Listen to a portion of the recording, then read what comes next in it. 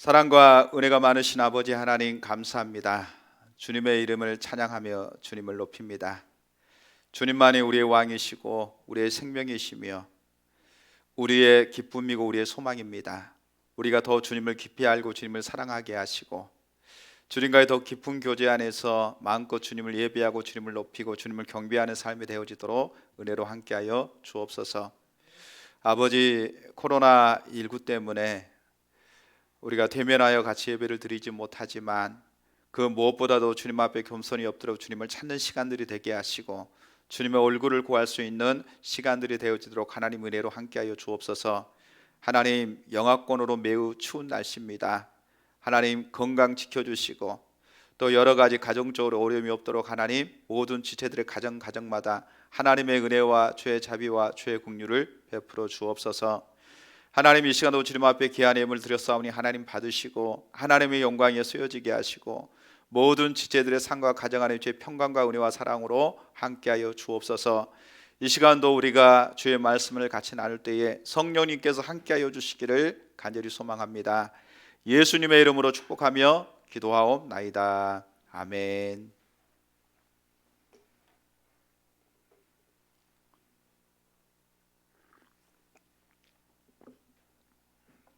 성경 말씀은 에베소서 1장 3절에서 6절 말씀 보도록 하겠습니다. 에베소서 1장 3절에서 6절 말씀 우리 한 목소리로 같이 읽도록 하겠습니다. 찬송하리로다. 하나님 곧 우리 주 예수 그리스도의 아버지께서 그리스도 안에서 하늘에 속한 모든 신령한 복을 우리에게 주시되 곧 창세전에 그리스도 안에서 우리를 택하사 우리로 사랑 안에서 그 앞에 거룩하고 흠이 없게 하시려고 그 기쁘신 뜻대로 우리를 예정하사 예수 그리스도로 말미암아 자기의 아들들이 되게 하셨으니 이는 그가 사랑하시는 자 안에서 우리에게 거저 주시는 바 그의 은혜의 영광을 찬송하게 하려는 것이라. 아멘. 지난주에 우리는 하나님께서 우리에게 신령한 복을 주셨다, 그리고 그 복이 그리스도 예수 안에 있다라고 얘기했습니다. 그래서 하나님이 우리에게 이미 신령한 복을 주셨어요. 그리고 그 복을 누리기 위해서는 그리스도 예수 안에 거해야 된다, 이렇게 3절을 중심으로 같이 나눴습니다. 오늘은 4절, 5절을 중심으로 해서 우리를 택하신 복에 대해서 살펴보기를 원합니다. 하나님이 우리에게 신령한 복을 주셨는데 그 복이 뭐냐? 바로 우리를 택해 주셨다, 이렇게 말하고 있습니다.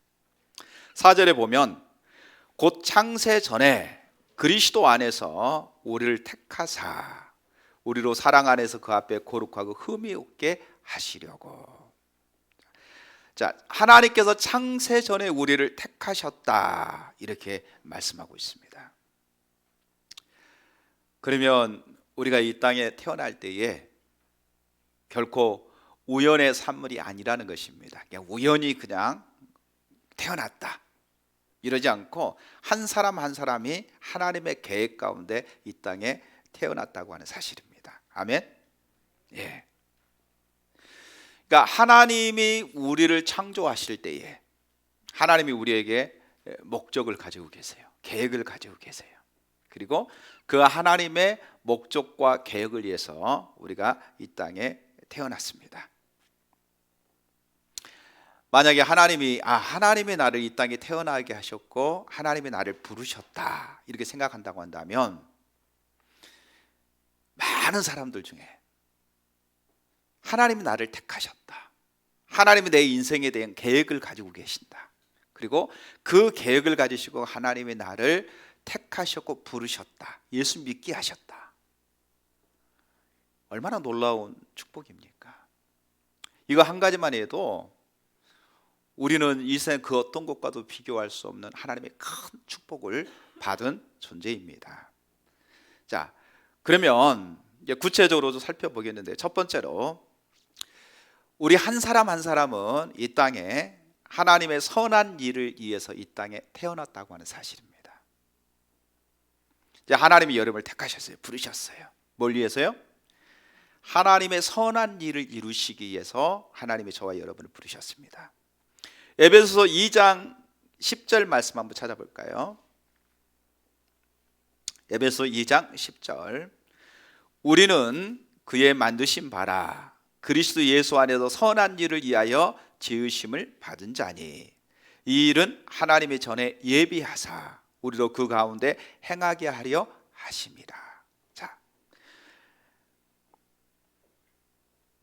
우리가 무엇을 해서 지으심을 받았다 이렇게 에베소 2장을 얘기하고 있죠. 하나님의 선한 일을 위하여 우리가 지으심을 받았다.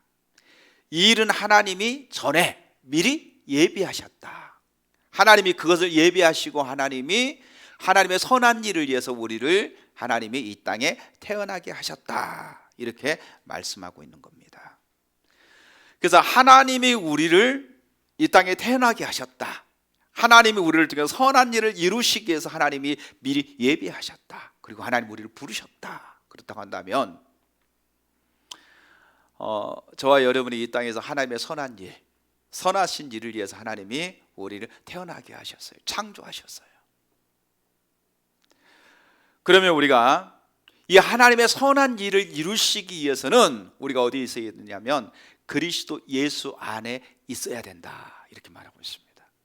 여러분, 하나님이 우리 각자에게 목적을 가지고 계세요. 그래서 저는 외로는 목적이 이끄는 삶에 대해서 얘기하죠. 그러니까 하나님의 목적이 우리를 이끌어 간다. 다시 말하면 하나님이 우리를 이끌어 가신다는 거예요. 어떤 하나님의 목적을 향하여 우리를 이끌어 간다는 거예요. 그러면 하나님의 목적이 이끌어 가기 위해서는 우리는 어디에 있어야 되느냐? 하나님 중심적인 삶을 살아야 됩니다. 만약에 우리가 세상을 사랑하면서 자기의 목적, 자기가 원하는 바를 위해서 계획을 세우고 그것을 기대하고 우리가 신앙생활을 한다고 한다면 그것은 올바른 신앙이 아닙니다. 우리는 하나님께 속한 자입니다. 하나님께 속한 자이기 때문에 하나님이 우리를 하나님 선하신 목적을 위해서 하나님이 우리를 창조하셨고 하나님이 우리를 부르셨다고 성경은 분명하게 얘기하고 있습니다. 그런데 자기 목적, 자기가 원하는 바, 자기가 기대하는 바 거기에 대한 자기의 어떤 계획을 세우고 살아간다고 한다면 이것은 하나님 앞에 올바른 신앙생활이 아니란 말이에요. 절대로 하나님의 은혜 가운데 들어갈 수가 없습니다. 그래서 우리가 세상을 사랑하면서 하나님을 사랑한다는 것은 가능하지 않습니다. 우상을 숭배하면서 동일시하게 하나님의 은혜 가운데 들어간다는 것은 불가능합니다. 절대로 그럴 수 없습니다. 그래서 하나님의 선하신 목적을 위해서 우리가 살아가기 위해서는 반드시 우리의 모든 존재를 가지고 그리스도 예수 안에 있어야 됩니다. 그리스도 예수 안에 붙어야 있어야 됩니다. 그래서 지난주에 제가 그렇게 얘기했죠. 하나님이 우리에게 모든 신령한 복을 주셨다. 근데 그 복은 그리스도 예수 안에 있다.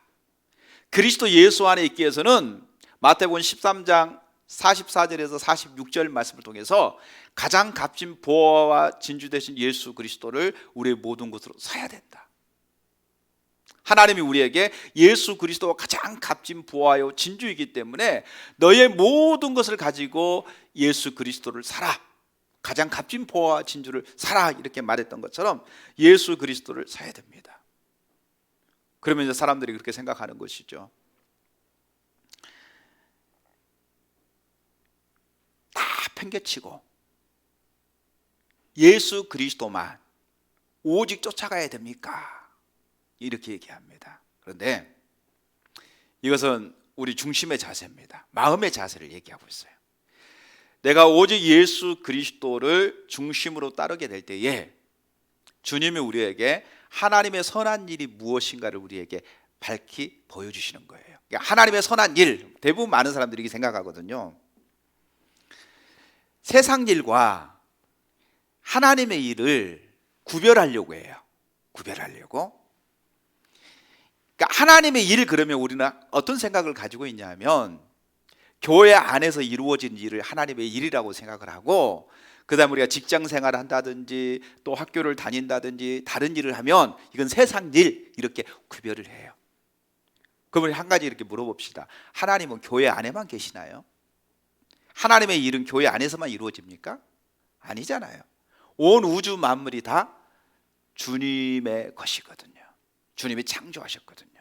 그러면 하나님의 일은 교회 안에서도 이루어지지만 교회 밖에서도, 세상에서도 하나님의 일이 이루어지는 거예요. 그러면 하나님께서 우리 각자를 하나님의 목적에 맞게 우리를 이끌어 가실 때에 우리가 같이 교회로서의 하나님의 역할을 감당할 수도 있겠지만 각자의 이치 속에서 그렇게 하나님의 선한 일을 이루어가는 일에 동참하게 되는 것입니다. 그래서 저는 목회자로서 주로 제가 해야 될 일터가 교회입니다. 그러나 여러분의 일터는 각각 다르겠죠. 저는 목회자로서 사명을 감당한다면 여러분은 각자 여러분이 주어진 이치 속에서, 직장 속에서, 여러분의 삶 속에서 그렇게 주님의 선한 일을 이루어가는 자리에 있어야 된다는 거예요. 자, 그러기 위해서는 모두가 예수님은 우리 모든 존재를 가지고 예수님을 사야 됩니다. 그래야만이 하나님의 선하신 목적과 하나님의 뜻을 발견할 수 있습니다. 만약에 내가 교회 안에서만 하나님을 찾는다고 한다면 어떻게 하나님과 같이 동행하는 삶을 살 수 있겠습니까? 어떻게 주님과 동행하는 삶을 살 수 있겠습니까? 어떻게 하나님의 은혜 가운데 동참하는 삶을 살 수 있겠습니까?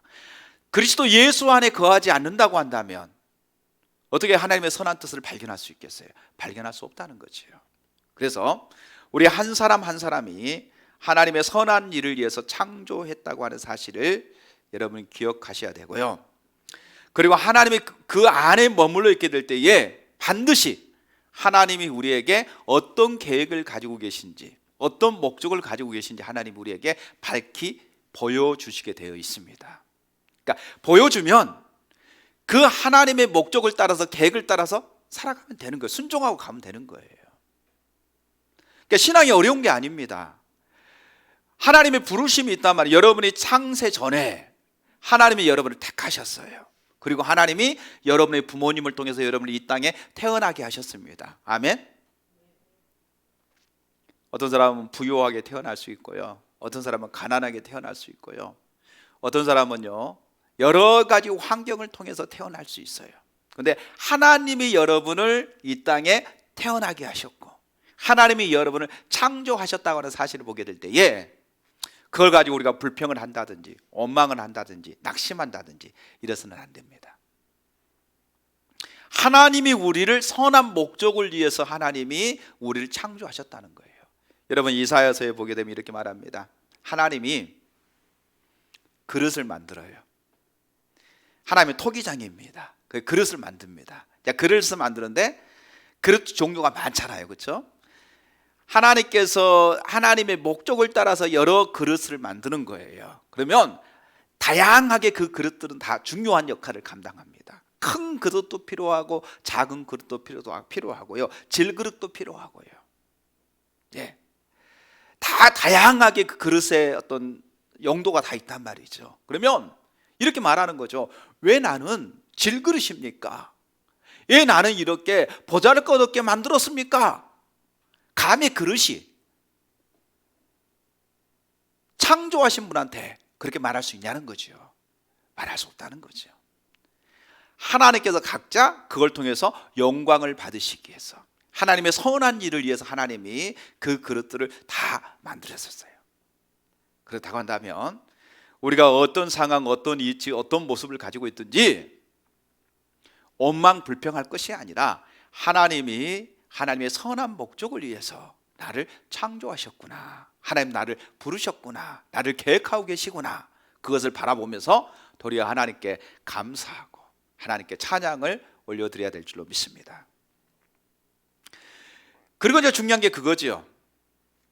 그리스도 예수를 우리가 전 존재로 사랑하고 그 안에 머물러 있게 될 때에 뭘 발견하게 되냐면은 하나님이 우리에게 부르신 계획, 하나님의 목적을 발견하게 되는 겁니다. 자, 하나님의 용도에 따라서 우리를 창조하셨습니다. 계획하셨습니다. 목적하셨습니다. 그러면 그 목적을 누구보다도 정확하게 아시는 분이 누굴까요? 하나님이시죠. 하나님이 목적을 가지고 우리를 부르셨으니까, 창조하셨으니까. 그러면 그 하나님과의 교제 안에서 하나님 그리스도 예수 안에서 우리가 발견되어지고 새로워져야만이 하나님이 우리에게 창조하신 목적, 하나님의 계획을 발견하게 되고, 발견하면 우리가 그 목적을 따라서 순종하고 따라가면 되는 거예요. 이게 우리의 인생이고요, 이게 우리의 신앙생활입니다. 그러니까 우리의 삶과 우리의 신앙생활이 구별되지 않습니다. 내 목적, 내 방법, 내가 원하는 것을 위해서 하나님이 창조하신 것이 아니라는 것이죠. 하나님이 하나님의 목적을 위해서, 하나님의 계획을 위해서 우리 한 사람 한 사람을 이 땅에 태어나게 하셨고, 예수 그리스도로 말미암아 그 안에 머물게 될 때 하나님의 궁극적인 목적들이 발견되어지고, 그 목적을 향해서 한 걸음 한 걸음 걸어가게 될 때에 하나님의 선하신 목적을 이루는 삶이 거기에서 가능하다고 하는 사실입니다. 물론 때로는 기다릴 필요가 있어요.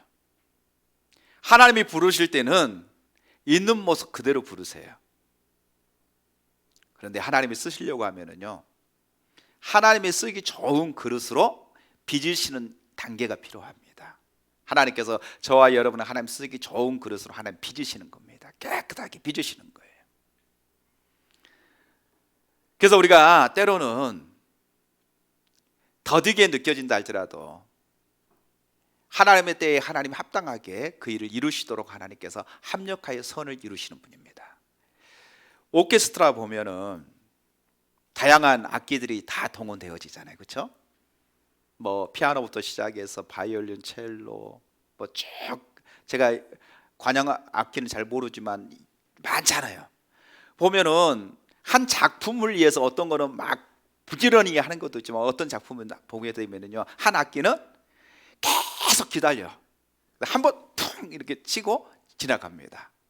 근데 이게 없으면 안 되는 거예요. 다 필요한 거죠. 그러니까 마치 이런 것 같습니다. 하나님께서 어떤 그릇은 막 계속 쓰는 거예요. 여러분 보세요. 김장할 때 대야가 필요합니다. 근데 우리가 매일 대야는 쓰진 않아요. 교회도 대야가 있는데 창고에다 넣어놔요. 1년에 거지 않습니다. 많이 써봤자 한두 차례. 그런데 대야는 한두 차례 쓰니까 쓸 필요가 없어도 돼. 그래 없애버렸어요. 그럼 나중에 필요할 때에 대야가 없기 때문에 그 일을 못 하는 거예요. 이런 것처럼 각자 인생에 있어서 하나님이 그 목적을 가지고 부르셨기 때문에 나는 불필요한 존재다, 난 쓸모없는 존재다, 이렇게 말해서는 안 된다는 거예요. 다 하나님이 그때 하나님의 목적을 위해서, 하나님의 계획을 통해서 하나님이 그 일을 이루어 가시는 겁니다. 그래서 우리가 하나님이 나를 택하여 부르셨다, 하나님의 선한 일을 위해서 하나님 나를 부르셨다고 한다면 조급하게 생각할 것이 아니라 하나님이 쓰시기 원하시는 때를 기다려야 되는 겁니다. 그래서 하나님이 저에게 쓰실 때에 내가 온전한 하나님의 그릇으로 준비되어지도록 그렇게 준비하는 일들이 저와 여러분에게 필요하다는 것입니다. 자, 두 번째, 하나님이 우리를 택하신 목적은 거룩한 그리스도의 신부로서의 단장입니다. 자, 4절을 다시 보면은 곧 창세 전에 그리스도 안에서 우리를 택하사 우리로 사랑 안에서 그 앞에 거룩하고 흠이 없게 하시려고.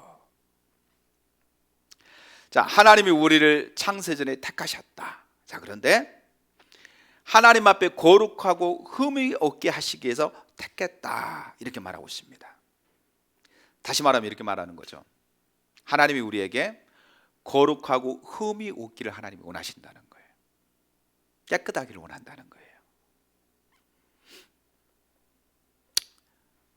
성경은 신구약을 막론하고 우리에게 내가 거룩하니 너희도 거룩하라, 이렇게 말합니다.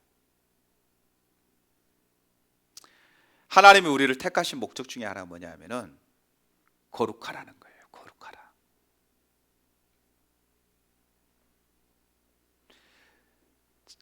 거룩하라고 말하니까 어떤 사람들은 굉장한 부담감을 가질 수 있습니다. 자, 그런데 하나님이 우리를 거룩하게 하기 위해서 하나님이 우리를 택해 주셨다.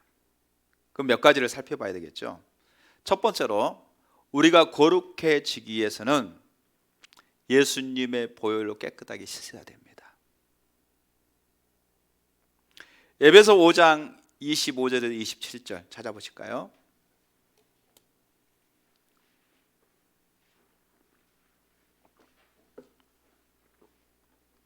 에베소서 5장 25절에서 27절. 남편들아, 아내 사랑하기를 그리스도께서 교회를 사랑하시고 그 교회를 위하여 자신을 주신같이 하라. 이는 곧 물로 씻어 말씀으로 깨끗하게 하사 거룩하게 하시고 자기 앞에 영광스러운 교회로 세우사 티나 주림 잡힌 것이나 이런 것들이 없이 거룩하고 흠이 없게 하려 하심이라. 아멘. 자, 26절에 보니까 이렇게 말합니다. 이는 곧 물로 씻어 말씀으로 깨끗하게 하사 거룩하게 하시고. 자, 근데 여기서 이가 뭐냐 하면은 그 전 25절에 보면 그리스도께서 교회를 사랑하시고 그 교회를 위하여 자신을 주신과 같이 하라. 자, 그리스도께서 우리에게 십자가에 피 흘려 죽으심으로 말미암아 자신을 주셨다고 말합니다. 그러니까 예수님이 십자가로 말미암아 우리를 주셨다. 왜 주셨느냐? 26절에 우리를 물로 씻어 말씀으로 깨끗하게 하사 거룩하게 하시려고.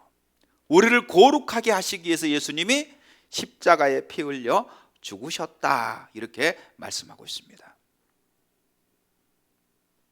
베드로후서 3장 13절에서 14절도 보면 우리는 그의 약속대로 의가 있는 곳인 새 하늘과 새 땅을 바라보도다. 그러므로 사랑하는 자들아, 너희가 이것을 바라보나니 주 앞에서 점도 없고 흠도 없이 평강 가운데 나타나기를 힘쓰라. 점도 없고 흠도 없이 평강 가운데 나타나기를 힘쓰라. 베드로는 뭐라고 말하냐면은 점도 없이 흠도 없이 평강 가운데 나타나기를 힘쓰라. 이런 말은 뭐냐면 너희가 거룩해지기 위해서 노력하라 이 말이에요. 노력하라. 이 말은 매우 중요합니다.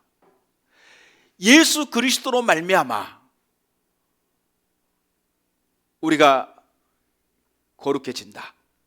예수 그리스도 십자가로 말미암아 우리가 거룩해진다. 그러나 예수 그리스도 본질적으로 예수 그리스도로 말미암아 거룩해지지만 그렇다고 해서 우리가 가만히 예수님의 십자가의 보혈로 우리가 이미 깨끗함을 받았어, 죄 씻음을 받았어, 이제 우리 거룩한 자 됐어, 여기에 머물러 있어서는 안 된다는 거예요. 그러니까 지속적인 거룩함을 이루어 가라는 겁니다. 베드로는 너희가 이미 예수 그리스도로 말미암아 거룩한 자가 되었느냐? 그럼 너희는 지속적으로 점도 없이 흠도 없이 거룩하기를 뭐하라? 노력하라, 힘쓰라, 거룩함을 이루라, 이렇게 말하고 있는 거예요. 계시록 19장 7절에서 8절도 보면 이렇게 말하고 있습니다. 우리가 즐거워하고 크게 기뻐하며 그에게 영광을 돌리세. 어린 양의 혼인 기약이 이르렀고 그의 아내가 자신을 준비하였으므로 그에게 빛나고 깨끗한 세마포 옷을 입도록 허락되었으니 이 세마포 옷은 성도들의 옳은 행실이로다 하더라. 주님이 다시 오실 때에 우리가 이제 주님 앞에 다 서게 됩니다. 주님 앞에 서게 될 우리가 주님의 신부로서 이제 무장하는 겁니다. 신부로서 쓰는 겁니다. 그런데 신부로서 쓰게 될 때 우리가 뭘 입어요? 세마포 옷. 이 세마포 옷을 뭐라고 부르죠? 의의 옷이라고 해요. 의의 옷. 다시 말하면 의의 행실이다, 이렇게 말하고 있습니다. 그러니까 첫 번째는 예수 그리스도로 말미암아 우리가 제사함 받은 자. 두 번째는 이제 예수 그리스도 안에서 의를 행하는 삶을 살아야 된다는 거예요. 그래서 이 세마포 옷은 성도들의 옳은 행실이다. 옳은 행실. 주님 앞에 서게 될 때에 우리가 이 땅에서 예수 그리스도 안에 있다고 한다면 이 땅에 당연히 우리가 추구해 나가야 될 게 뭐냐면 의로운 삶을 추구해 나가야 된다는 거예요. 의로운 삶을.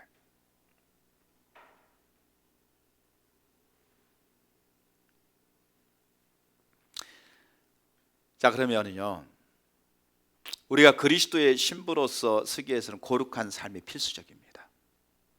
하나님의 선한 일을 이루기 위해서 우리에게 필요한 게 뭐냐면 거룩한 삶입니다. 점도 없이 흠도 없이 깨끗하게. 하나님이 우리를 택하신 목적 중에 하나가 바로 거룩함입니다. 그러면 하나님이 거룩한 것처럼 우리도 거룩해야 되겠구나, 우리가 이 땅에 거룩한 삶을 추구해야 되겠구나, 이렇게 생각할 때에 부담감이 확 밀려오는 거예요. 어떻게 거룩하지? 어떻게 거룩한 삶을 추구하지? 안 되는데, 실패하는데 어떻게 하지? 이런 부담감이 많이 찾아옵니다. 자, 그런데 이 거룩함은 주님의 일이라고 하는 사실을 우리가 먼저 기억해야 됩니다. 거룩함은 우리가 하는 것이 아니라 주님이 우리를 거룩하게 하시는구나. 우리를 세우시는 분도, 우리를 거룩하게 하시는 분도 바로 주님이십니다. 점도 없이 흠도 없이 우리를 깨끗하고 거룩하게 하시는 분이 주님이라고 하는 사실을 여러분은 기억해야 됩니다. 아무리 우리가 노력해도요, 주님이 하시지 아니하시면 우리는 거룩해질 수가 없어요. 그러니까 여러분 먼저 부담감을 내려놓으세요. 거룩함은 내 일이 아니라 하나님의 일이시구나. 주님이 우리를 거룩하게 하시구나. 내가 하려고 하니까 굉장히 부담감을 느끼고 반복해서 실패함으로 인해서 걱정하고 염려하지만 내가 하는 것이 아니라 주님이 우리를 거룩하게 하신다. 여러분 보세요. 여러분 세상에서 끊기 어려운 것들, 실패하는 것들, 아무리 노력해도 잘 안 돼요. 그렇지만 주님이 우리를 하나님께 합당하지 못한 것들 우리 끊게 하시고 우리에게 하나님 중심적인 삶을 살도록 하시는 분이 주님이라는 거예요. 주님이 하시겠다는 거예요. 주님이 우리를 그렇게 거룩하게 해 주시겠다, 이렇게 말하고 있습니다.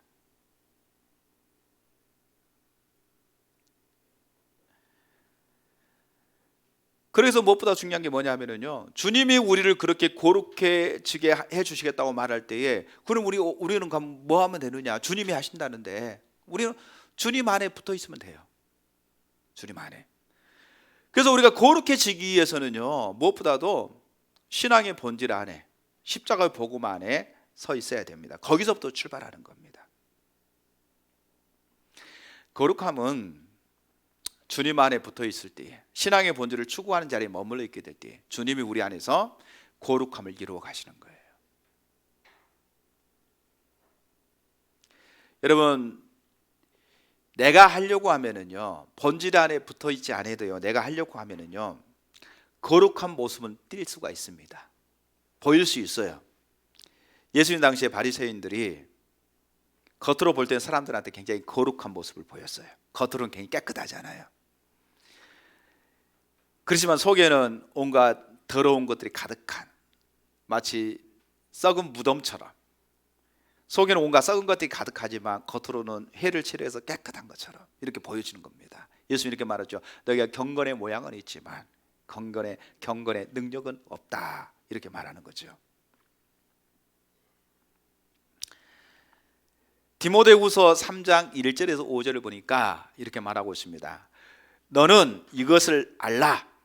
말세에 고통하는 때가 이르러 사람들이 자기를 사랑하며 돈을 사랑하며 자랑하며 교만하며 비방하며 부모를 거역하며 감사하지 아니하며 거룩하지 아니하며 무정하며 온통함을 풀지 아니하며 모함을 절제하지 못하며 살아오며 선한 것을 좋아하지 아니하며 배신하며 조급하며 자만하며 쾌락을 사랑하기를 하나님 사랑하는 것보다 더하며.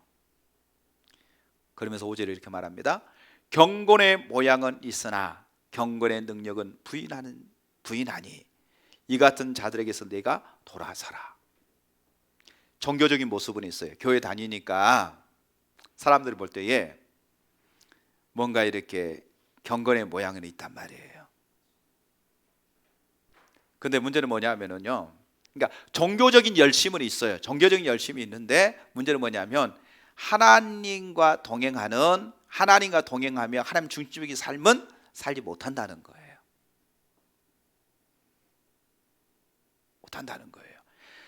입으로는 하나님의 말씀을 얘기해요. 하나님을 사랑한다로 말고 하나님의 입으로는 하나님을 사랑한다, 하나님을 가까이 해요. 근데 문제는 뭐냐면은 진짜로 하나님을 사랑하는 자리에 가지 못해요. 하나님 말씀 앞에 순종하고 믿음으로 살아야 된다라고 얘기는 해요. 근데 문제는 실제적으로 그 믿음의 자리에 나가지는 못해요.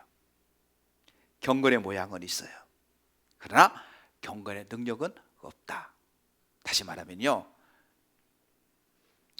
이런 얘기 하잖아요. 속 사람은 안 변해. 그 사람 성품은 절대 안 변해. 열심히 하면은 변했나 보다 했는데 나중에 보니까 똑같아. 그러니까 안 변해. 이런 얘기 해야 안 해요? 하지요. 그런데요, 변합니다. 변해요. 안 변한 게 아니라 변해요. 근데 안 변한 건 뭐냐면요, 자기 열심으로 뭔가 변해 보려고 열심히 하니까 열심히 할 때는 변한 것처럼 보여져요. 세상적인 것도 끊고 교회 가서 기도하고 예배드리고 뭔가 시도하면서 열심히 뭔가 경건의 모양을 갖추려고 굉장히 노력하는 거예요. 그러니까 야, 저 사람이 이제는 좀 변했구나 생각했는데 얼마 지나서 다시 옛날로 돌아가는 거예요. 예를 들어 마치 이런 거죠. 우리 학생들이 수련회에 참석을 했어요. 2박 3일 동안 열심히 말씀 듣고 기도하고 또 하나님 은혜도 받고 그러니까 은혜가 넘치니까 이제 사람이 달라지고 집에 와서 며칠 이렇게 좀 달라져. 성경도 안 보는 애가 갑자기 성경을 본다고 와서 성경을 하지. 큐티도 안 하는 애들이 이제 큐티를 한다고 큐티를 하지. 또 기도를 하지. 뭐 이러고 그러니까 부모가 보니까 달라졌어요. 야, 우리 애가 이제 달라졌구나 생각했는데 며칠 못 가서 성경도 안 보지, 기도도 안 하지. 옛날로 다시 딱 돌아갔어. 그러면서 이렇게 생각하는 거죠. 아이고, 안 변해.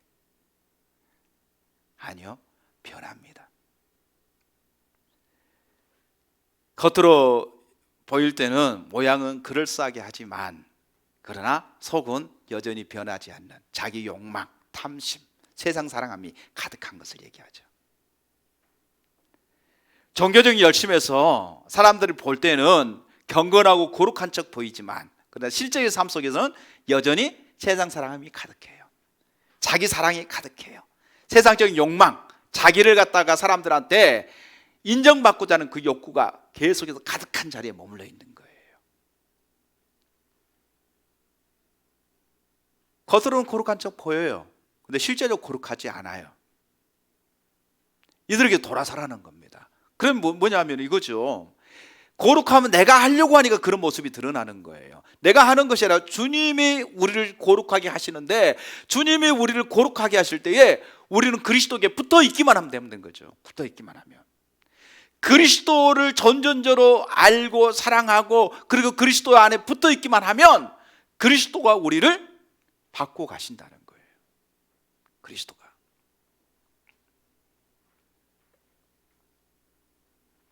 하나님이 우리를 비춰주시는 겁니다. 우리의 교만함, 우리의 거짓됨, 우리의 안일함, 우리의 나태함, 우리의 정직하지 못한 거, 여러분들이 신앙의 본질을 추구하는 자리에 머물러 있을 때에 주님을 알고 주님을 사랑하고 주의 말씀 가운데 여러분이 서기를 열망하고 그렇게 주님께 여러분이 모든 것을 다 맡겨드리고 주님을 바라보는 자리에 있을 때에 주님이 하나씩 하나씩 우리를 비춰가시기 시작해요. 어떤 사람이 이렇게 말하죠. 내가 주님을 사랑합니다. 이 세상 그 어떤 것보다도 주님을 사랑해요. 주님이 나의 전부입니다. 이렇게 고백했어요. 시간이 지났습니다. 시간이 지나서 그가 이렇게 하나님 앞에 고백합니다. 하나님, 내가 주님을 전 존재로 사랑한다고 생각했는데 제가 하나님을 사랑하지 못한 것이 비춰졌어요. 이게 뭐냐면요, 하나님이 우리를 비춰가시는 겁니다. 비춰가시다 보니까 전 존재로 하나님을 사랑한다고 그때는 생각을 했어요. 생각했는데 여전히 세상과 같이 사랑하고 있었어요. 그때는 몰랐어요. 근데 주님을 추구하고 주님을 찾고 주님 안에서 더 발견되기를 원하는 자리로 내가 가려고 했을 때 하나님께서 이렇게 말하는 거죠. 네가 나를 전 존재로 사랑하지 않는다. 네가 여전히 세상을 사랑하는 마음이 있다. 이것을 우리 가운데 비추시는 거예요. 그러니까 그때 이제 그렇구나. 내가 하나님을 온전히 사랑하지 못했구나. 내가 여전히 세상을 사랑하는 마음이 내 속에 있구나. 이거 비춰지니까 하나님께 회개하는 거예요. 하나님 맞아요. 하나님을 사랑하는데 전존재로 사랑한다 했는데 하나님께 모든 걸 다 맡긴다고 했는데 하나님 여전히 내 자존심이 있었고요. 다른 사람보다도 하나님, 저는 제 자신을 더 먼저 사랑했어요. 내 이익이 되는 거, 내가 세워지는 거, 이것 때문에 하나님께서 그걸 몰랐는데 하나님 깨닫게 해줘. 이제 내가 비록 하나님 깨달았어요. 회개하고 돌이켜요. 자, 그만큼 주님이 우리를 주님의 그릇으로 더 거룩하고 경건하게 하나님 우리를 빚어가시는 겁니다. 제가 한 가지만 여러분에게 얘기했지만 한 가지가 아니라 이런 요소들이 우리의 삶 속에서 너무나 많은 거죠. 우리의 성품, 우리의 교만함, 우리의 안일함, 우리의 나태함, 우리의 어떤 물질적인 부분들, 우리의 욕심, 탐심, 교만함, 하나하나 하나님께서 하나님 가까이 할 때요, 하나님께서 우리에게 들춰내셔요. 비추세요. 경건하지 못한 것들, 정직하지 못한 것들, 하나님 앞에 내가 진실하지 못한 것들, 거짓된 것들, 겸손하지 못한 것들, 세상을 사랑하는 것들, 이것들을 하나씩 비치면서 하나님 앞에 회개하고, 주님, 제가 이런 존재라는 것을 인식하고 주님 앞에 서게 될 때에 주님이 우리를 하나님의 거룩함으로, 하나님의 진실함으로 하나님 우리를 이끌어 가신다는 겁니다. 그래서 거룩함은 우리의 일이 아니에요. 하나님이 우리를 이끌어 가신다고 하는 사실을, 하나님이 우리를 거룩함으로 하나님이 이끌어 가신다고 하는 사실을 기억하시길 바랍니다. 고린도전서 1장 30절에 보게 되면, 너희는 하나님께로부터 나서 그리스도 예수 안에 있고 예수는 하나님께로부터 나와서 우리에게 지혜와 의로움과 거룩함과 구원함이 되었나니. 자, 보세요. 너희는 하나님께로부터 나왔다. 하나님이 창조했다. 창조해서 우리가 어디 안에 있다고요? 그리스도 예수 안에 있다는 거예요. 그러면 예수는 하나님께로부터 나와서 우리에게 뭐가 되었어요? 지혜가 되셨다고 말하고 있습니다. 의로움이 되셨다고 말합니다. 거룩함이 되셨다고 얘기합니다. 구원함이 되셨다고 얘기하고 있습니다. 예수는 우리에게 거룩함이 되셨다, 의로움이 되셨다, 지혜가 되셨다, 구원함이 되셨다고 얘기하고 있어요. 그분이 우리의 거룩함이라는 거예요. 그러니까 그분 안에 있게 될 때 그분이 우리를 어디로 이끌어 가느냐? 그분의 의로움으로 이끌어 가세요. 그분의 거룩함으로 이끌어 가세요. 그분의 지혜로 이끌어 가세요. 그분의 구원으로 이끌어 가세요.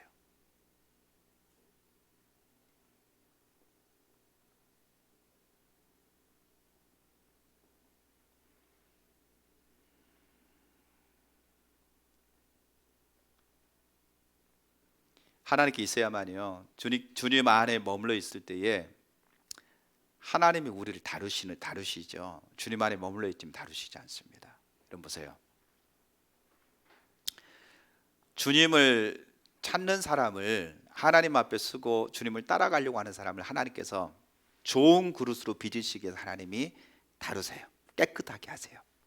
점도 없이 흠도 없이 깨끗하게 해서 하나님께서 우리를 쓰시기 위해서 다루시는 거예요. 그런데 주님 안에 머물러 있지 아니하면은요, 다루심도 없어요. 내버려 두세요. 내버려 두십니다. 하나님을 쓰실 수가 없어요. 그래서 내버려 두면 상실한 마음대로 죄를 짓도록 내버려 두시는 거예요. 보세요. 여러분들이 주님을 추억하고 주님을 찾을 때 하나님께서 여러분에게 관심을 가지세요. 여러분을 깨끗하고 흠없고 깨끗하고 거룩한 하나님의 그릇으로 세우시기 위해서 하나님께서 조그마한 한 부분도 하나님 다루세요.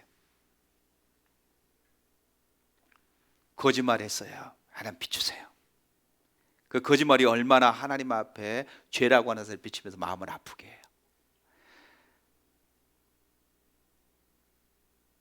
내가 돈을 잘못 사용했어요. 하나님께서 그 부분을 다루시면서 물질을 잘못 사용한 것이 얼마나 하나님의 마음을 아프게 하는지 하나님께서 비추세요. 견딜 수가 없어요.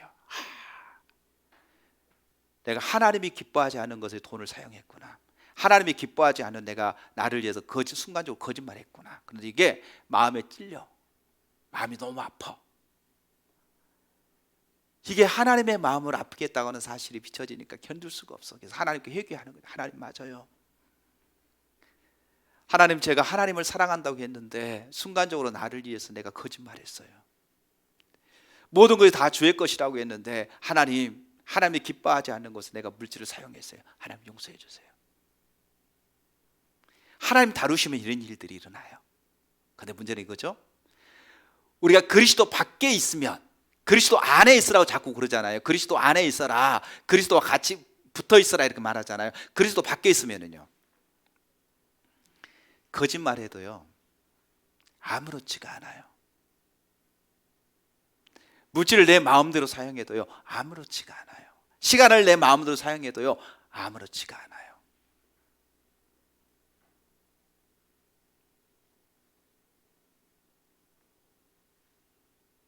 그러면 습관적으로 교회에 와서 종교생활을 할지는 모르지만은요, 하나님 앞에 거룩함으로 빚어지는 일은요 불가능하고요, 하나님께 거룩함으로 빚어지지 않으면 하나님의 선하신 목적을 위해서 하나님 우리를 창조하시고 부르셨다고 하는데, 그 선하신 목적에 따라 살아가는 일은요 도저히 가능하지 않습니다. 절대로 가능하지 않습니다.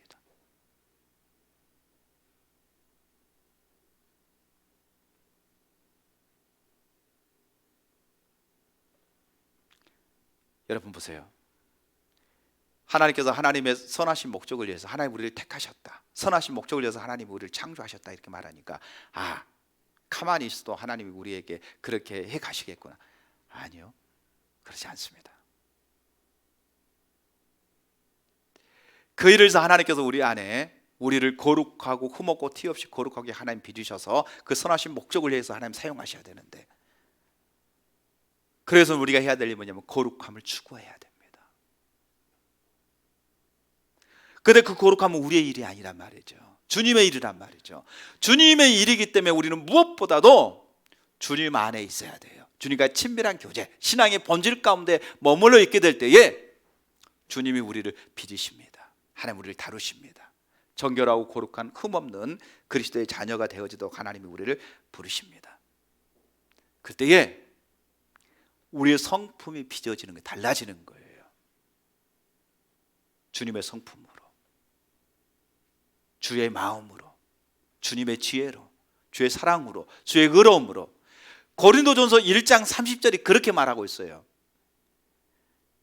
우리는 하나님께로부터 나와서 그리스도 안에 있고, 그리스도는 하나님께로부터 나와서 우리에게 지혜와 의로움과 거룩함과 구원함이 되셨다 이렇게 말하고 있어요. 그분이 우리의 지혜라는 거예요. 그분이 우리의 의로움이라는 거예요. 그분이 우리의 거룩함이라는 겁니다. 그분이 우리의 구원함이라는 겁니다. 아멘? 그분 안에 있게 될 때 그분이 우리를 거룩하게 가신다는 거예요. 거룩하게. 우리가 거룩함을 이루는 것이 아니라 그분 안에 있을 그분이 우리를 거룩하게 이끌어가는 거예요.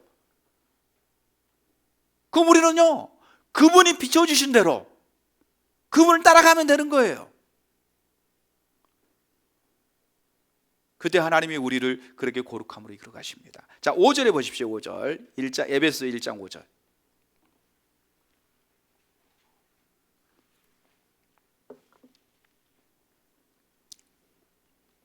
그 기쁘신 뜻대로 우리를 예정하사 예수 그리스도로 말미암아 자기의 아들들이 되게 하셨으니. 자, 하나님이 우리를 사랑하셔서 미리 아시고 택하셨다 이렇게 말합니다. 여기 보니까 우리를 예정하사 예수 그리스도로 말미암아 자기 아들들이 되게 하셨다. 예정이라고 하는 말은 다른 말로 하면은요 하나님 미리 아시고 우리를 택하셨다 이 말이에요. 그래서 우리가 이제 예정 이렇게 말할 때에 예정이라는 말은 미리 아셨다 이 말이거든요. 미리 아시고 하나님이 우리를 선택하셨다 이 말이거든요. 그래서 이제 뭐 장로교에서는 예정론, 예정론을 잘못 이해하면은 사람들이 운명론처럼 생각할 게 있어요. 운명론으로 하나님이 우리를 택하셨다. 구원받기에 택하셨다. 그래서 너는 구원받을 운명이다. 이렇게 생각하는 거죠. 그렇지 않습니다. 자, 예정을 말할 때 항상 뭐냐 하면은요, 하나님의 절대 주권. 첫 번째 가죠. 두 번째는요, 인간의 선택. 같이 가는 겁니다. 하나님의 예정과 인간의 선택이 항상 같이 가는 거예요. 그걸 아셔야 돼요. 하나님의 절대 주권 안에 그 모든 것들이 다 들어 있습니다. 그렇지만 문제는 뭐냐 하면요, 하나님은 우리를 로봇으로 창조하지 않았어요. 하나님의 형상대로 창조하셨습니다.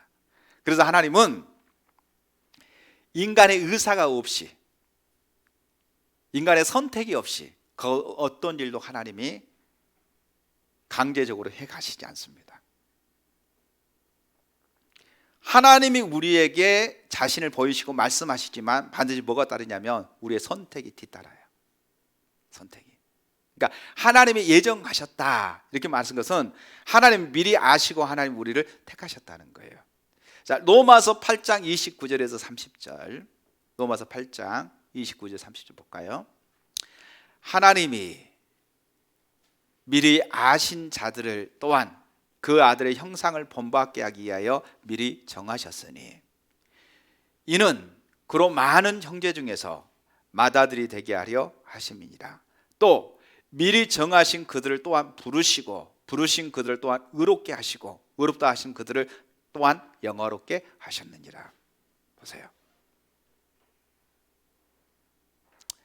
하나님이 미리 아신 자들을 또한 그 아들의 형상을 본받게 하기 위하여 미리 정하셨으니, 그러니까 예정이, 선택이 하나님께서, 하나님 절대 주권 안에 머물러 있는 겁니다. 하나님께서 만세 전에, 우리가 창조 전에 하나님이 우리를 아셨다고요. 그리고 하나님이 그 계획을 가지고 하나님 우리를 선택하셨다는 거예요. 택하셨다는 거예요. 그래서 여러분, 우리가 이제 늘 구원의 문제 생각할 때 이런 생각을 해요. 제가 이제 구원론에 대해서 늘 생각할 때 고민하는 게 바로 이 예정론 때문에 제가 굉장히 많은 고민을 했어요.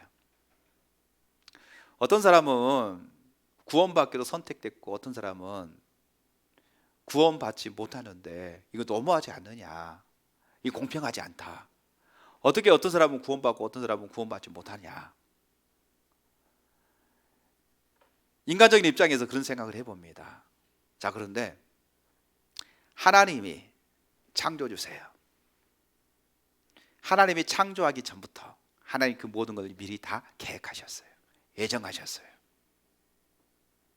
그리고 하나님이 그 일을 위해서 우리를 부르신 겁니다. 이것을 단순히 예정이라고 하는 부분을, 예정이라는 부분을 인간의 선택, 그러니까 하나님의 택함과 인간의 선택으로 구분하지 말고 하나님의 절대 주권 안에 있다. 하나님 모든 걸 주관하고 계신다. 그분이 창조주시다. 그분이 모든 것을 아시고 미리 아시고 하나님이 당신을 위해서, 당신의 선한 일을 위해서 하나님께서 미리 택하셨다. 이렇게 우리가 이해할 때에 도리어 하나님께 감사하게 되죠. 하나님이 많은 일 중에서 미리 하나님이 우리 어머니 모태에 있기 전부터 나를 아시고 하나님이 나를 택하시고 계획을 가지고 이 땅에 하나님 나를 태어나게 하셨구나. 자, 또 보십시오. 30절에 보면은 로마서 8장 30절에 보면 또 미리 정하신 그들을 부르시고 부르신 그들을 의롭다 하시고 의롭다 하신 그들을 또한 영화롭게 하셨느니라. 자, 보세요. 그럼 여기 구원을 한마디로 이렇게 얘기하고 있습니다. 하나님 부르셨다. 그럼 이거죠. 하나님이 우리를 부르실 때에 하나님 목적을 가지고 계시다고 그랬잖아요. 각자에게 계획을 가지시고 하나님 우리를 택하셨단 말이에요. 그러면 아까 제가 여러분에게 얘기했지만 그릇으로 친다면 여러 가지 종류의 그릇이 있는 것처럼 하나님의 각자의 그 하나님의 선한 일을 위해서 하나님 우리를 부르셨어요. 그러면 이제 우리 입장에서는 이럴 수 있습니다. 하나님이 그렇게 부르셨는데 나는 그 그릇이 안 되는 것 같아. 부담감을 되게 많이 느껴요. 하나님, 저 같은 것이 어떻게 하나님의 그 일을 이룰 수 있겠습니까? 하나님 이렇게 실패하고 넘어지는데요. 그것까지 다 아세요. 미리 아시고 부르셨다는 거예요. 예정이라는 말은 미리 아시고 하나님 우리를 택했다, 부르셨다 이렇게 말하고 있어요. 그러니까 넘어지고 실수하고 그것을 감당할 힘이 없는 존재인 것을 하나님이 모르실까요? 하실까요? 하세요. 하세요. 그럼에도 불구하고 하나님이 그 가운데서 우리를 온전케 하실 능력이 있으시기 때문에 우리들이 예정하셨다.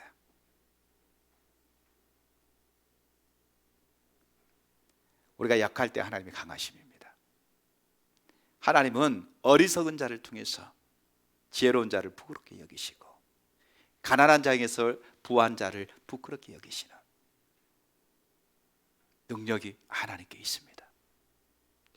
하나님께서 그 일을 이루시기 위해서 우리가 잘난 것이 아니라 우리가 약하고 부족해요. 근데 약하고 부족한 우리를 택한 것은 뭐냐?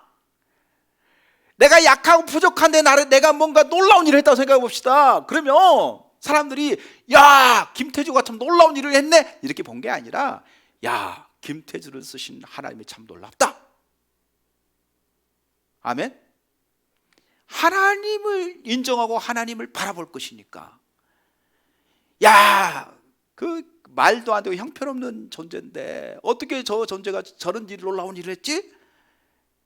그것은 김태주가 놀랍고 위대한 게 아니라 김태주를 그렇게 만드시고 그 일을 이루게 하신 그 하나님이 얼마나 놀랍고 위대하신 분인가를 드러내시기 위해서 정말 형편없고 보잘것없는 존재인데 우리를 미리 아시고 하나님 우리를 택해 주셨다는 겁니다. 하나님 부르셨다는 겁니다. 왜? 하나님의 선하신 목적을 위해서 그를 이루시기 위해서 하나님이 우리를 택하시고 부르셨다는 거예요. 그래서 우리가 이 부분이 매우 중요합니다. 로마서 8장 28절을 봐보세요. 28절에 보면 뭐라고 말하냐면은 우리가 알거니와 하나님을 사랑하는 자 곧 그 뜻대로 부르심을 입은 자들에게는 모든 것이 합력하여 선을 이루느니라. 자, 하나님을 사랑하는 모든 자들 합력하여 선을 이룬다. 하나님께 우리를 빚어가시고 하나님 우리를 세우시는 그 모든 부분들이 우리의 약하고 부족하고 실수하고 넘어지는 모든 일을 통해서 하나님은 합력해서 선을 이루어 가시는 하나님, 그리고 하나님의 목적, 하나님의 뜻을 이루어 가시는 하나님인 것을 우리 가운데 얘기하고 있습니다.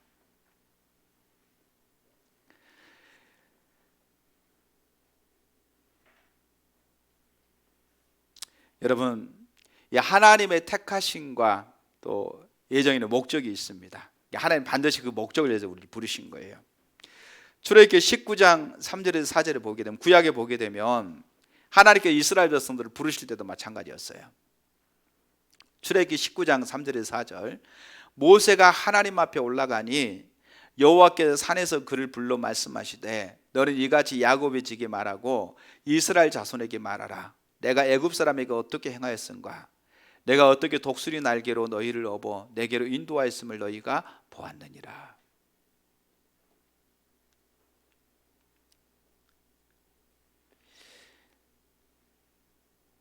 여기 보면 하나님이 이스라엘 백성들을 부르신 장면이 나옵니다. 그런데 하나님께서 이스라엘 백성들을 부르실 때에 그들을 하나님께로 부르셨다 이렇게 말씀하고 있습니다. 자, 여기서 우리가 몇 가지를 살펴볼 수 있는데요. 하나님이 우리를 미리 아시고 택하셨다. 그런데 하나님이 미리 아시고 택하셨는데 중요한 게 이겁니다. 하나님이 우리를 미리 아시고 택하신 것은 특정한 이치로서의 부르심이 아니라 하나님께로 불렀다고 하는 사실입니다. 이게 매우 중요합니다. 이스라엘 백성들을 부르셨어요. 아까 출애굽기 19장 3절 4절 보니까 하나님께 이스라엘 백성들을 애굽에서 불러내셨어요. 택하시고 불러내셨습니다. 그런데 어디로 불러냈어요? 어디로? 자, 하나님께로 불러냈어요. 자, 여기서 매우 중요한 부분이 뭐냐면은 하나님께로 하나님이 그들을 불러냈다는 겁니다. 자, 그런데 문제는 이거죠. 하나님께로 불러내면서 하나님께 그들에게 약속하신 게 뭐냐면은요, 그들에게 너희가 내 거룩한 나라가 되고 거룩한 제사장이 되며 너는 내 백성이 되고 난 너희 하나님이 되리라, 이렇게 하나님이 약속하셨어요. 자, 신명기 7장 6절에서 10절. 너는 신명기 7장 6절에 10절 볼까요?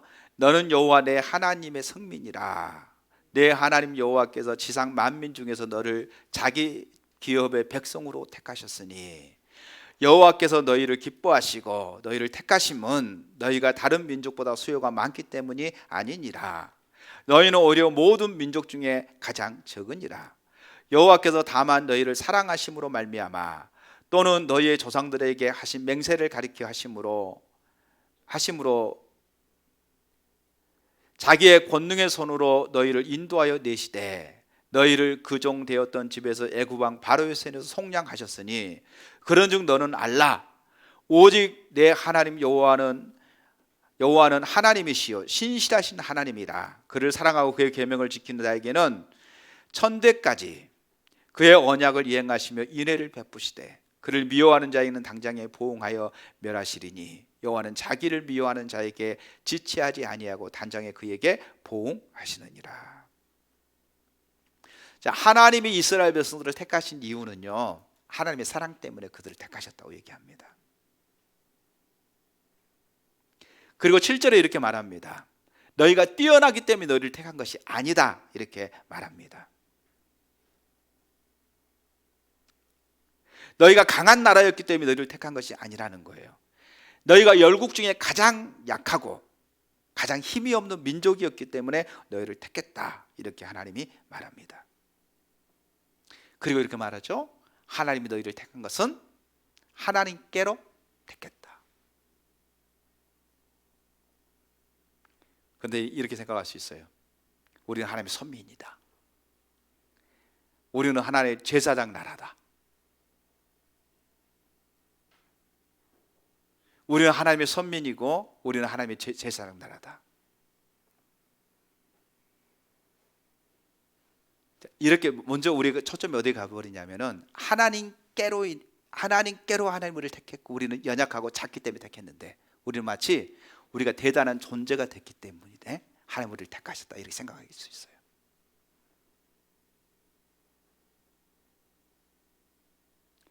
어떤 이치, 어떤 특정한 이치라든지 부르심이 아니라는 사실입니다. 하나님에게로입니다. 보세요. 어떤 사람들인가 먼저 내가 너를 귀하게 쓰겠다. 내가 너를 통해서 하나님 놀라운 일을 이루겠다. 하나님이 이렇게 말씀하셨어요. 그러면 하나님이 부르심이 놀라운 일을 이루기 위해서 하나님 부르신 게 아니라는 거예요. 먼저 하나님이 어떻게 불렀냐면요, 하나님께로 불렀어요.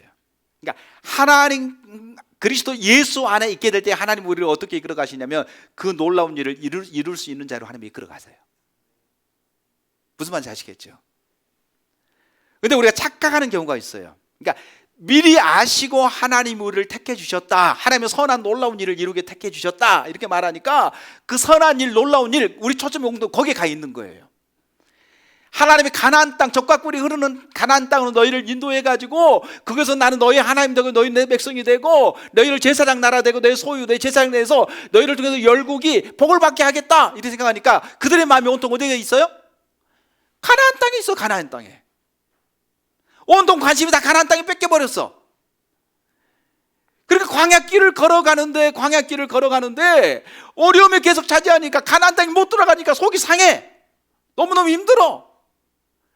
하나님 가나안 땅에 들여보낸다면서요. 왜 안 보내주세요? 어려운 일 나가면 원망불평하는 일들이 계속 반복이 주어져요. 그들의 관심사가 지금 어디에 있어요? 가나안 땅에 있어요. 젖과 꿀이 흐르는 땅. 하나님 놀라운 능력을 행하시는 일, 온통 관심이 거기에 다 가 있는 거예요. 그런데 하나님은 그들을 어디로 인도하셨다고요? 하나님에게로 인도했다고 말하고 있어요. 하나님에게로 인도했단 말이죠. 하나님에게로 와서 하나님과의 친밀한 교제 안에 머물러 있게 될 때에 하나님이 그들을 가나안 땅으로 인도하셔서 그들 가운데 하나님께서 부유하고 강성하게 해서 열국이 그들을 보면서 하나님이 그들 가운데 함께 하신 것을 보이시고 열방이 그들께서 복을 받는 놀라운 역사를 이루실 텐데 그들의 관심은 하나님께 있는 게 아니라 하나님의 약속에만 가 있는 거예요. 그래서 이스라엘 백성이 실패한 겁니다.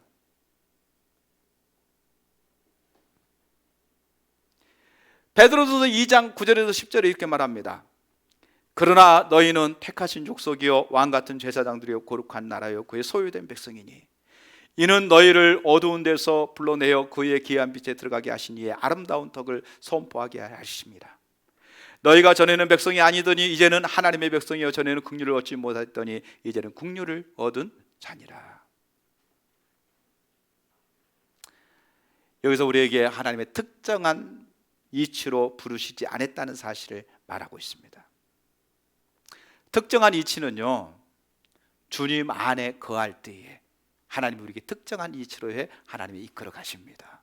아멘. 하나님께 속해 있을 때, 그리스도 안에 있을 때에 그 일들이 우리 가운데 이루어집니다.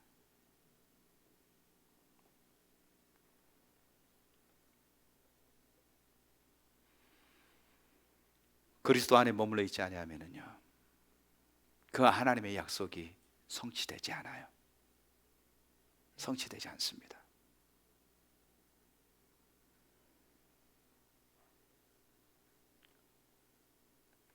하나님의 놀라운 약속을 이스라엘 민족에게 주셨지만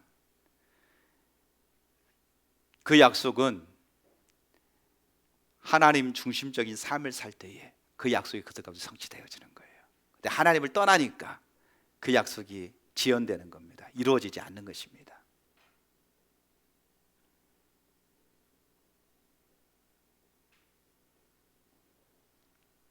하나님께서 우리를 택하셔서 하나님의 자녀 삼아 주셨습니다. 로마서 8장 14절에서 17절에 보니까 이렇게 말하고 있습니다. 무릇 하나님의 영으로 인도함을 받는 사람은 곧 하나님의 아들이라. 너희는 다시 무서워하는 종의 영을 받지 아니하고 양자의 영을 받았으므로 우리가 아빠, 아버지라고 부르짖느니라. 성령이 친히 우리의 영과 더불어 우리가 하나님의 자녀인 것을 증언하나니 자녀이면 또한 상속자, 곧 하나님의 상속자요 그리스도와 함께한 상속자니 우리가 그와 함께 영광을 받기 위하여 고난도 함께 받아야 할 것이니라. 아멘. 하나님께서 우리를 세상으로부터 우리를 택해 주셨습니다. 만세 전에 하나님께 예정하시고 하나님께서 우리를 택하셔서 하나님의 자녀 삼아 주셨습니다. 하나님이 우리를 자녀 삼으신 것은 그분의 사랑 때문이에요. 그리고 우리를 통해서 하나님의 선하신 목적을 이루시기 위해서 하나님이 우리를 불러주셨다라고 얘기하고 있습니다. 우리가 잘났기 때문이 아닙니다. 우리가 똑똑해서도 아닙니다. 우리가 하나님 앞에 사랑받을 만한 그 어떤 조건을 가지고 있어서도 아닙니다. 그것은 전적인 하나님의 사랑이요 하나님의 은혜입니다. 하나님이 우리를 택하셨습니다. 미리 아시고 연약하고 넘어지고 실수하고 부족하고 형편없는 것 하나님 다 아세요.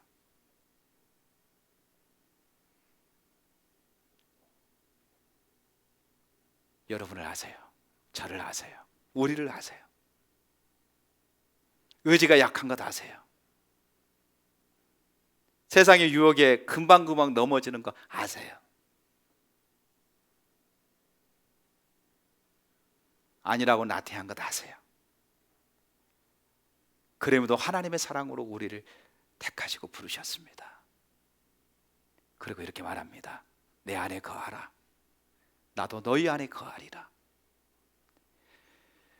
주님이 우리 안에 거할 때에 하나님이 우리를 변화시키십니다. 우리를 거룩하고 점도 흠도 없이 깨끗하게 변화시켜서 하나님의 선한 일, 하나님의 그 의를 행하는 일에 우리를 통해서 영광 받으시길 원하십니다.